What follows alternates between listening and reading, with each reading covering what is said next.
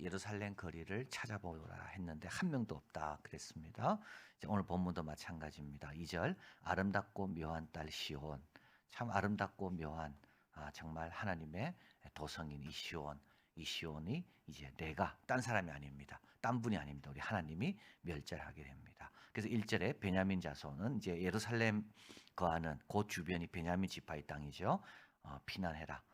드고아에서 나팔을 불고 베닷게렘에서 기호를 들라. 요거는 이제 처음에는 예루살렘 성으로 모이라 그랬잖아요. 거기가 안전한 요새니까. 그러나 이제는 예루살렘 성은 끝난 겁니다. 그래서 빨리 그 이웃 동네로 도망가라 이 뜻입니다. 드고아는 한 18km, 베닷게렘은 3km 떨어져 있습니다. 이제 예루살렘은 끝났기 때문에 예루살렘은 오지 말고 이제는 어디로 가라고요? 예, 다른 동네로 가라. 빨리 도망가라. 예루살렘은 끝났다. 이제 이 뜻입니다. 너는 그를 치기를 준비하고 일어나 정오에 올라가자. 아깝도다. 날이 기울여 저녁 뻗치 그늘이 길었구나. 예, 너무 지금 이게 무너짐이 심합니다. 그러니까 적은 얼마나 지금 쉽게 예루살렘을 지금 정복에 들어가는지 모릅니다. 그러니까 시간이 아깝습니다. 너무 금방 끝날 것 같습니다. 예, 그래서 하다 보니까 저녁인 거예요. 그리고 또 밤에도 올라갑니다. 예, 이렇게 정말 무너집니다. 예, 적의 밥이 되는데 적들이 와서 얼마나 쉽게 이 예루살렘을 다 정복하는지 너무 쉽습니다. 적은 막 사기가 충천합니다. 피곤하지가 않습니다.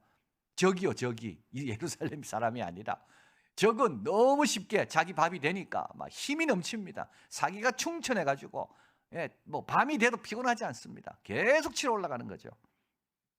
7절입니다. 샘이 그물을 솟아낸 같이 그가 악을 바라니 강포와 탈취가 거기 들립니다.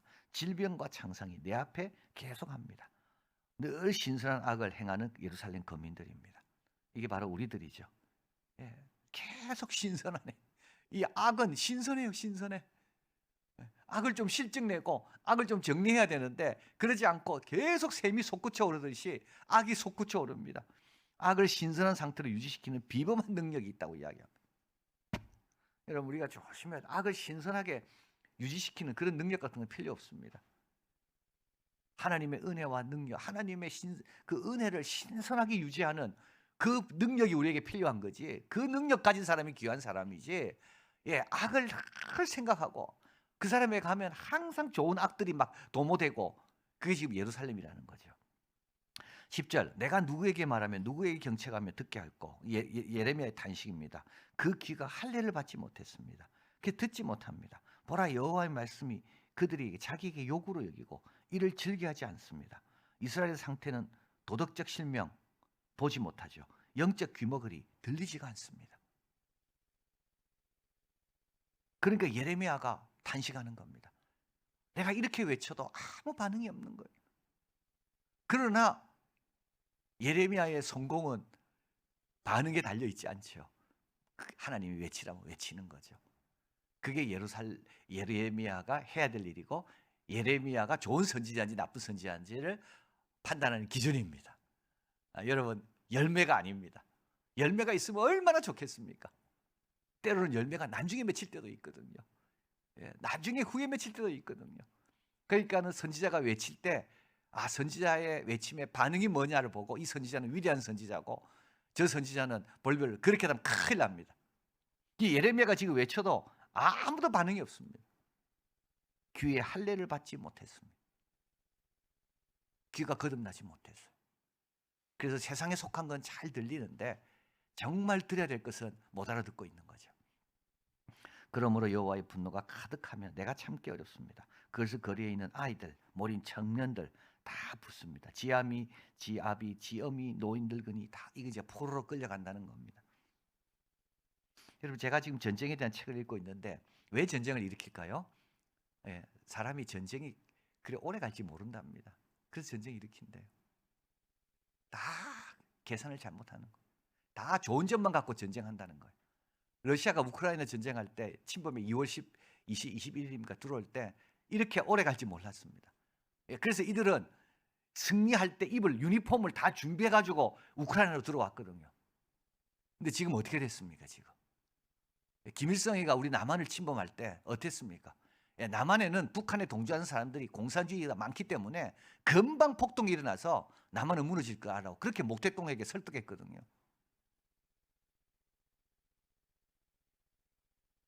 지금 포로로 잡혀간다는 게 뭔지를 모릅니다, 지금. 하나님께서 예루살렘을 심판하실 때 이 심판이 얼마나 무서운지 이들은 모릅니다. 그러니까요, 하나님 말씀 우습게 여기고 선지자가 외쳐도 안 듣고. 그런데 실제 보니까 어떻습니까? 청년들도 잡혀가고 아이들도 잡혀가고 노인도 잡혀가고 비참하게 거기서 다 죽습니다. 13, 14절. 이는 그들이 가장 작은 자로부터 큰 자까지 다 탐람하여 선지자로부터 제사장까지 다 거짓을 행합니다. 그들이 내 백성의 상처를 심상히, 이 심상이란 말은 요거는 대강 고치는 걸 말하는 겁니다. 철저하게 고쳐야 되는데 대강 고칩니다. 그리고 나서 말하기를 평강하다 평강이, 그러나 평강이 없습니다. 여기서 말하는 상처는 골절, 뼈 따위가 부러진 것을 말합니다. 아주 심한 거거든요.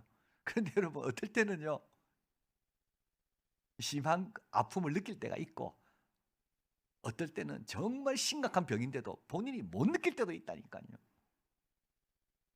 그러니까 선지자의 사명은 뭡니까? 자각 환자뿐만 아니라 무각 환자까지도 치료받도록 해줘야 되는 게 선지자의 사명입니다. 그러니까 여러분, 내가 지금 괜찮다고 생각해서는 안 되는 거예요. 나는 무각 환자일 뿐인 거죠, 지금. 오히려 저 자각하는 저 환자보다 내가 더 심각한 병이 걸린지도 모르는 겁니다. 그래서 하나님 말씀을 듣고 정신을 안 차리면 이게 뭡니까? 이 안 좋은 것들이 내 몸에 나도 모르는 사이에 너무 발견했을 때 늦을 정도로 번져가는 거죠. 여러분, 심상이 고쳐지려면 안 됩니다. 대강 고침받아가 안 됩니다. 귀에 못이 박히도록 우리는 뭘 드려야 됩니까? 예수님은 하나님의 아들이라고 드려야 됩니다. 예수님은 그냥 예수님이 아닙니다. 그냥 예수님을 믿어가 구원 못 얻는다고요. 예수님은 독생자. 그래서 사도신경에 있는 고백대로 그 외아들 우리 주 예수 그리스도를 우리가 믿사오며, 그냥 예수님이 아닙니다. 독생자. 그래서 요한복음과 요한 1, 2, 3서에 아들이란 말이 얼마나 많이 나오는지. 여러분, 심상이 갖고는 안 됩니다. 자꾸 반복해서 듣고요. 또 듣고 귀에 못이 박히도록, 예수님 하면 아들이 같이 함께 붙어 나오도록. 자, 그러므로 그들이 엎드러지는 자와 함께 엎드러질 것이고 내가 그들을 벌하니 그때 그들이 거꾸러지리라. 여호와의 말이니라. 자, 하나님은 두 가지 표지판을 주셨습니다. 16절에 보면 첫 번째 표지판, 옛적 길 선한 길이 어딘지를 알아보고 그리로 행하라. 하나는 율법입니다. 너희 심령이 평강을 얻으리라. 그러나 그들이 대답하는데 우리는 그리로 행치 않겠노라. 첫 번째 표지판 율법입니다. 두 번째 표지판은 선지자입니다. 17절, 내가 또 너희에게 파수꾼을 세웠으니 나팔 소리를 들으라. 그래서 율법은 옛날부터 있는 거고 선지자는 그 시대 때마다 하나님께서 세우신 종들이죠. 그래서 율법은 옛적 길이고, 옛적부터 있는 길이고, 선지자는 뭡니까? 지금 이 시대 때 예레미야를 통해서, 이사야를 통하여, 에스겔을 통하여, 다니엘을 통하여 이 포로는 또 포로에 맞는 하나님 말씀을 주기 위해 선지자를 보내시거든요. 두 번째 표지판은 선지자입니다. 너희 위에 파수꾼을 세웠습니다. 나팔 소리를 들으라. 그러나 그들의 대답이 우리는 듣지 않겠노라. 19절, 땅이여 들으라. 내가 이 백성에게 재앙을 내. 이것이 그들의 생각의 결과라. 그들이 내 말을 듣지. 이건 선지자입니다. 내 법을 버려. 이거는 율법입니다. 옛적 길이요. 또 하나는 뭐죠? 하나님이 세우신 파수꾼입니다. 시바에서 유황과 원방에서 향품을 내게로 가져오면 어찌미뇨. 또 시바는 우리 보통 보면 예멘이라고 보기도 하고, 또 이디오피아 사람들은 자기가 시바라고 이야기합니다. 그래서 그 시바 여왕이 솔로몬을 방문하잖아요. 그래서 이제 솔로몬하고 하루 잠자리를 같이 하게 되고 아들을 낳게 되고, 이제 그 아들이 이제 에티오피아의 왕이 이제 이어가는데, 그래서 그 아들을 너무 솔로몬이 사랑해서 선물로 준 게 있는데 그게 뭐냐면 법궤. 그래서 악숨이라는 에티오피아의 옛 제국의 수도 악숨에 가보면 거기 예배당이 있고 거기 법궤가 있다는 거예요. 아무도 못 본대요. 근데 있는지 없는지는 모릅니다. 아무도 못 본대요. 법궤를 보면 죽는데. 그래서 죽을 각오하고 법궤를 찾으러 가야 되는데, 예. 그래서 에티오피아 사람들은 우리 기독교가 우리 하나님의 말씀이 우리한테 이렇게 오랫동안 있었다. 이제 그게 여기 시바입니다. 그러니까 시바에서 유황을 가져오고 또 인도에서 향품을 가져오고, 그러나 아무 소용없다는 겁니다. 그들의 번제를 나는 받지 않고 그들의 희생을 달게 여기지 않노라. 그러므로 나 여호와가 이같이 말하노라. 보라 내 백성 입 앞에 거침을 둡니다. 여러분, 하나님과 사이가 안 좋으면요, 아무리 인간끼리 잘 지내려 할지라도요 못 지냅니다. 하나님께서 그 사이에 거침을 두거든요. 별거 아닌 것 때문에 싸웁니다. 인간이 그렇습니다. 인간이 뭐 큰 것만 갖고 싸우는 게 아닙니다. 별거 아닌 말 한마디 때문에 싸웁니다. 우리 하나님께서 거침을 제거해 주시면요, 아무리 큰 게 있어도요 그게 아무것도 아닙니다. 그러니까 참 이게 하나님께서 거침을, 그러니까 육선이 가득하고도 싸울 수 있는 거고요, 마른 떡 하나 갖고도요 화목할 수가 있는 거예요. 그래서 하나님께서 거침을 두신다고요. 그러면 어떻게 됩니까? 아들이 한 가지로 거치고 이웃과 그 친구가, 그러니까 친구도 다 원수가 되고 아버지와 아들도 원수가 되고. 자, 선지자의 역할과 이스라엘의 실패입니다. 주께서 가라사대 내가 이미 너로 내 백성 살피는 자, 이거는 이제 무게를 재는 자입니다. 그리고 무게를 재보니까 풀무불맹렬한 불이 불면 그 불에 납이 사라져 단련한 자의 일이 헛되게 되느니라. 이와 같이 악한 자가 제하여지지 아니하나니 사람들이 그들을 내어보니 의리라 칭하게 될 것은 나 여호와가 그들을 버렸습니다. 그래서 선지자를 보내서 무게를 재봐라. 그러니까 무게를 재니까 뭡니까? 그 안에 납처럼 불을 견딜 만한 게 하늘 없이 다 녹아내리더라. 아무 쓸모 있는 게 없더라. 은금 순도 0%. 자, 우리의 순도는 얼마 정도 될까, 여러분? 풀무불에 들어가면 압니다. 지금은 모릅니다. 지금은 순도가 높은 것 같죠. 시바 왕의 뭐 향품도 가져오고 참 멀리서 뭐도 가져오고 순도가 꽤 높은 것 같아요. 그런데 풀무불에 하나님이 딱 넣어서 선지자 보고 보라 그러거든요.